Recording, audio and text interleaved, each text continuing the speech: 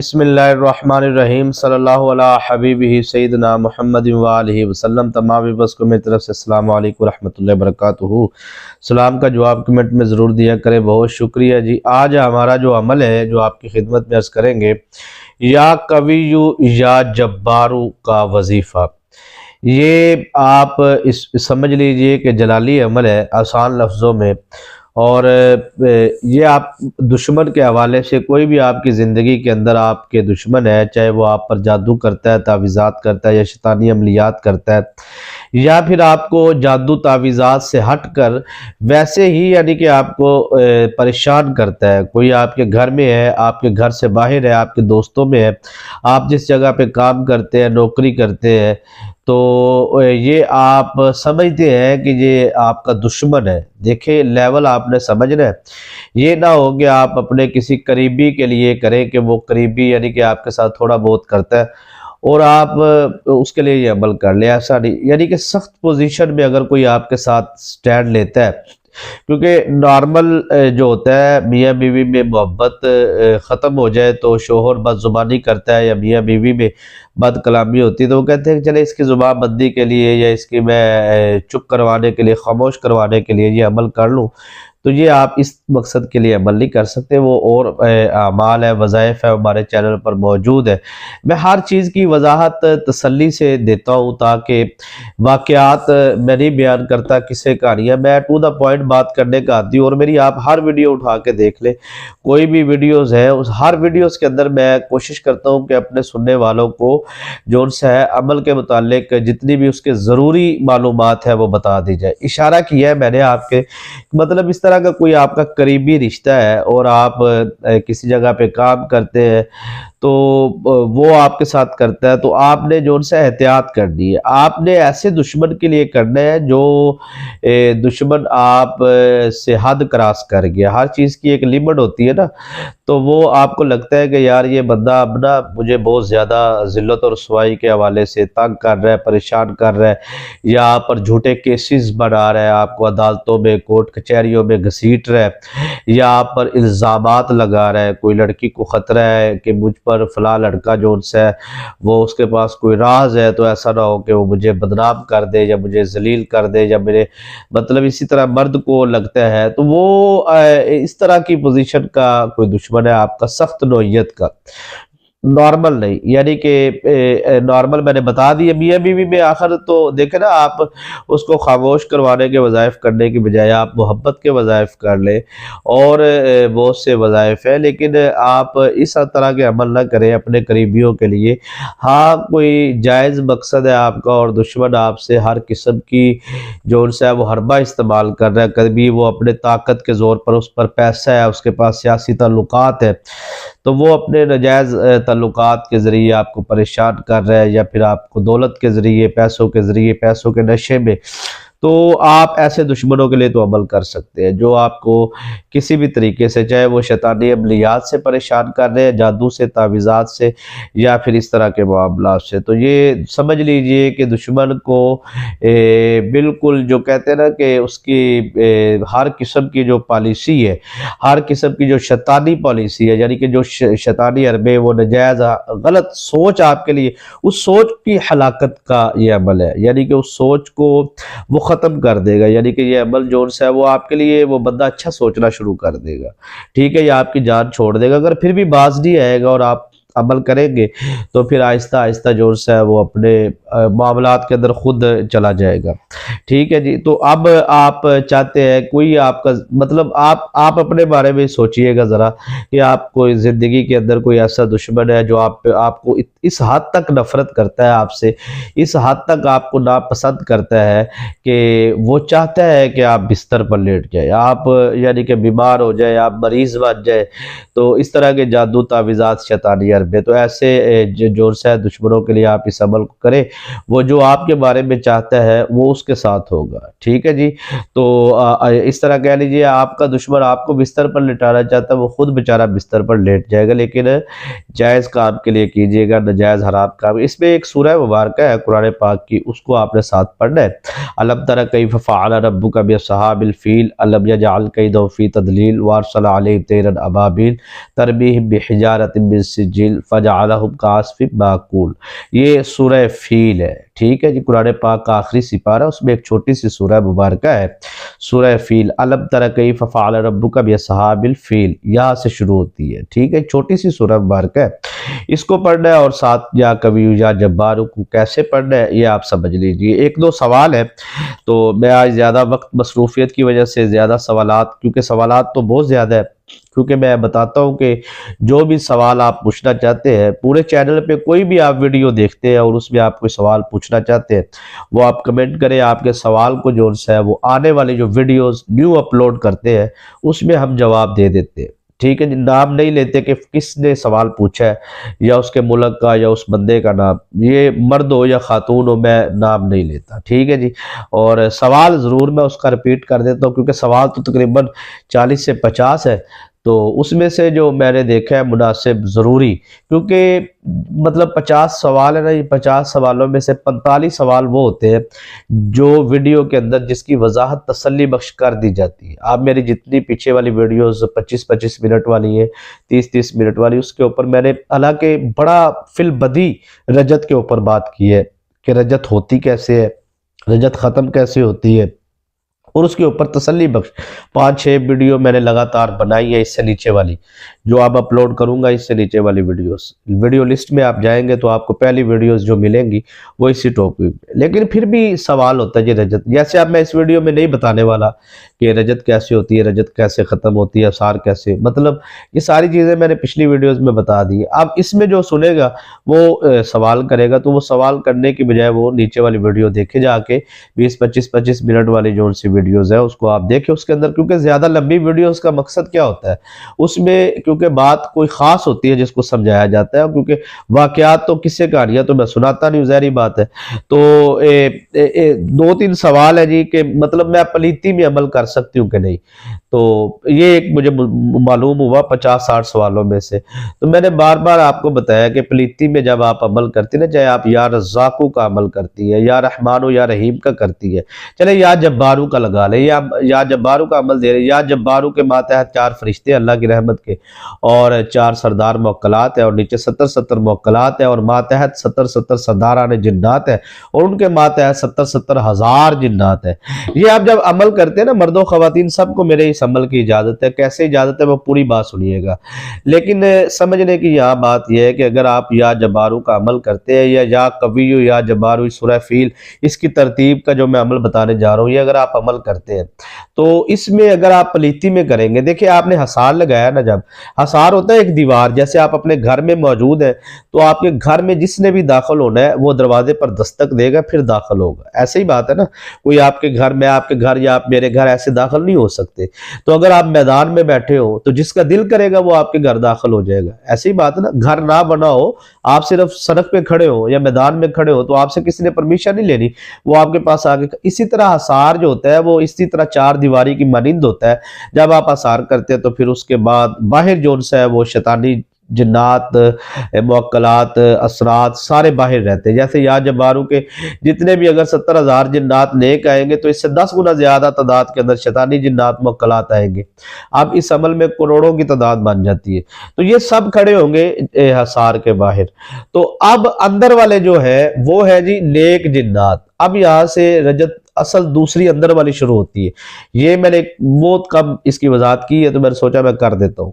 अब आप अंदर बैठ के अमल करते हैं, आपने असार तो कर लिया, लेकिन अगर आप पलीती की हालत में अमल करते हैं, नापाकी में, या जिस जगह पे बैठे हैं वो जगह पलीत है, या आपका लिबास पूरा बदन पाक है हर चीज, लेकिन लिबास पलीत है, या लिबास में एक जर्रा बराबर राई के दाने के बराबर, गंदम के दाने के बराबर भी जिस्म कहीं से या लिबास कहीं से पलीत है, तो अब होगा ये कि वो जो क्या नाम है मुवक्कलात नेक है ना, उनको आपने इस अमल के जरिए बुलाया। यानी कि या जब्बारू के जो 4 मुवक्कलात सरदार है और नीचे माता है 70-70 मुवक्कलात है, इसी तरह जिन्नात है, वो अब अमल के दौरान वहां पर मौजूद है। जब आपने असार किया तो वो अंदर मौजूद है।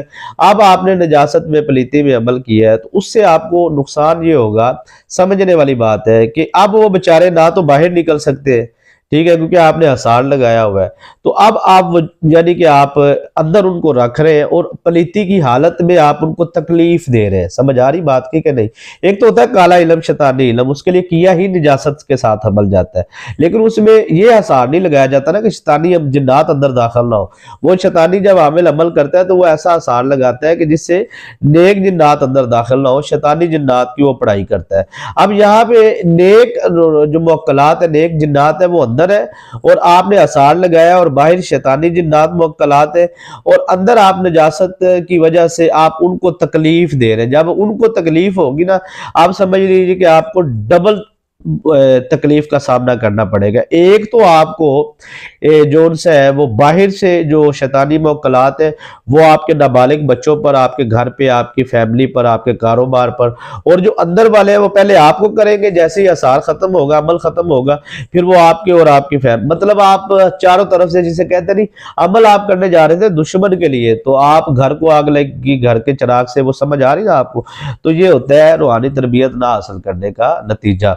तो इसलिए मैंने थोड़ा सा इसकी वजाहत करनी थी, क्योंकि ये सवाल मुसलसल काफ़ी देर से कोई खातून थी वो कर रही थी किसी बार बार हर वीडियोस में। मैंने सोचा चले आप इसका जवाब दे देते हैं। बहरहाल जो भी आप सवालात करते हैं कोशिश किया करें कि आप रेगुलर्स अगर व्यूवर्स है तो आप पहले देखें कि इसकी वजाहत पहले हो चुकी है। तो अगर नहीं हुई तो कोई ऐसा सवाल जो आप पूछना चाहते हैं तो उसका जवाब आपको वीडियो में ही मिलेगा, कमेंट सेक्शन में आपको ज़्यादा से ज़्यादा मैं ओके का मैसेज कर दूंगा, ठीक है जी, क्योंकि वो टीम लिख लेती है सवालात वगैरह जो भी है, तो उसके फिर जवाब देने होते हैं। चले जी आगे, आप इस अमल को समझते हैं, क्योंकि अमल समझना ज़रूरी है। समझ के बगैर अमल करना जो है वो अमल के साथ भी नाइंसाफी है और अपने साथ भी दुश्मनी है।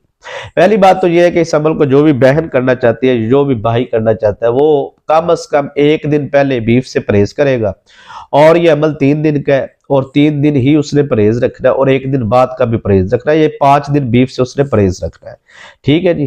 तो उसके बाद ये है कि अमल को शुरू करने से पहले आपने सदका देना है। हाँ, अगर कोई ऐसा है कोई अमल करने वाला जिसको जिन्नात नजर आते हैं या उसके वजूद के अंदर जिन्नात मौजूद है, तो वह पूरी जिंदगी के लिए 2 चीजों का परहेज करे।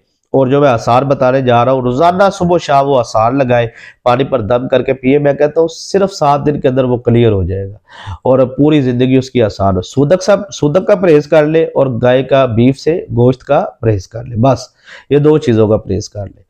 और ये जो आसार बता रहा हूँ सुबह शाम पानी पर दम करके पिए, यकीन माने वो ठीक हो जाएगा, बिल्कुल क्लियर हो जाएगा। लेकिन फिर भी अगर आप जो सा ये सवाल था मैंने उसका जवाब बातों में दे दी है। तो अब यहाँ पे समझना ये है कि अगर आप बीफ खाते हैं तो आप उसको दावत देते हैं, उसके शैतानी जिन्नात मुवक्कलात को, आप तक उनकी रसाई आसान हो जाएगी, ठीक है जी। तो परहेज कर ले, सूदक का भी परहेज कर ले, आपकी मजबूरी है। अगर दरमियान में एक भाई ने सवाल किया जी कि अगर सूदक टूट जाए तो फिर उसका क्या करें, उसका सिंपल ये है कि आप 7 बेरी के पत्ते ले, वापस आके नहा ले। क्योंकि जब आप अमलियात की दुनिया में होते हैं और अमलियात की दुनिया में आप अमल करते हैं और अमल करने के बाद अमल के दौरान ही अगर आप सूदक में चले जाते हैं, ठीक है जी, तो जब आप वापस आते हैं तो याद रखिए कि आपके बदन से जो जिस्म को पानी लगता है वो पानी जब मतलब वहां जाता है नाली वगैरह में, गंदगी में, गलाजत में बाहर, तो बाहर उसको जो सा शैतानी जिन्नात जो सा उनकी खुराक होती है। तो अगर आप बेरी के पत्ते डाल लेंगे तो वो आपके जिस्म से लगने वाले मस्त पानी को वो नहीं पी सकेंगे। ये राज की बात थी अंदर की, समय मतलब जो मुझे रेगुलर सुन रहे हैं उनको मेरी बात समझ आ गई होगी। आगे आपने जो है वो बदबूदार चीज से परहेज करना है। आपके मुंह से हाथों से बदबू, कच्चा प्याज, लहसुन, अदरक, साफ कह रहा हूँ बिल्कुल, इसको ना आप इस्तेमाल कर सकते हैं ना खा सकते हैं। तो खवातीन की मजबूरी होती है खाना बनाना, तो उसमें अगर वो काटना वगैरह उनको बनाना पड़ता है तो वो हाथ पे कोई ऐसी चीज का इस्तेमाल करे कि उनके हाथों को स्मेल ना लगे, ठीक है जी, हाथों से बदबू नहीं आनी चाहिए। बना सकते हैं, खा नहीं सकते। अब आगे आपने जो सा मतलब पका हुआ तो खा सकते हैं, कच्चा प्याज, लहसुन, अदरक, कच्चा नहीं खा सकते, मैं इसलिए कच्चे का बोलता हूँ। अच्छा जी, आगे आपने जो सा बावुजू होके अमल करना है, और वजू आपका अगर अमल के दौरान टूट जाता है तो फिर आपने दोबारा उठना है, दोबारा आपने जाना है, वजू करना है, वापस आना है, वजू दोबारा करके आपने अमल को वहीं से शुरू नहीं करना कि जहां से आपने छोड़ा है। अब आपको दोबारा से फिर अमल शुरू करना पड़ेगा, ये बात ज़हन में बिठा लीजिए, ठीक है जी, ये गलती आपने नहीं करनी। अब यहाँ पे आपने हसार लगाना है अपना, असार आपने कैसे लगाना है, इसका सिंपल असार है, आसान असार है। आपने 7 टाइम 7 मरतबा आयतल कुर्सी पढ़ के यूं अपनी शहादत वाली दाएं हाथ की, राइट हैंड की शहादत वाली उंगली का इस तरह दम करना है और अपना असार लगाना है, अपने बच्चों का, अपनी फैमिली का, अपने घर का। कैसे लगाना है फर्दर फर्दर लहदा लहदा, ये सारा मैंने पिछली वीडियोस में वजाहत से बयान किया है।